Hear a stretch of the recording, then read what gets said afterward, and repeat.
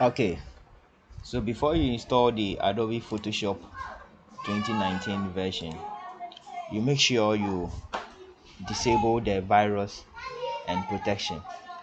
So you can just go to your Windows and then you search for virus. Just type virus and then you open it. Just scroll down, you go to manage settings and then you turn it off.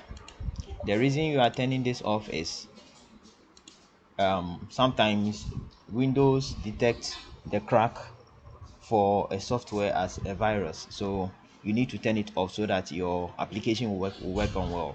After installing it, you just have to come back and then put the virus protection on. That is all.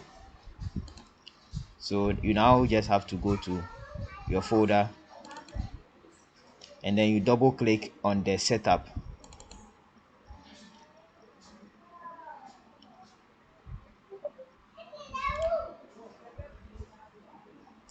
and then you click continue. Yes, you click continue, but since I have already installed it, I don't need to uh, continue it. So when you click continue, you see that it will start loading. So you wait until it completes to 100%, and then it will come that product installed cannot be launched automatically. You just have to close it. Just close it, and then the next step is to enter your crack folder, and then you copy this Photoshop file. Just copy it,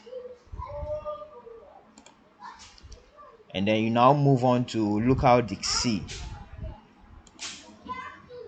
and then you go to program files, then you click on, or you double click Adobe folder, and then you open the Adobe Photoshop CC 2019.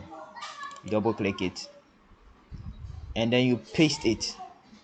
You just right click and then you paste it, and then whatever option comes, you have to just continue and then continue, and then that is all. Your Photoshop is installed for you. So when you click after the installation, just come to your Windows and then you see the Photoshop in one of the options here, and then you click it, and then that is all.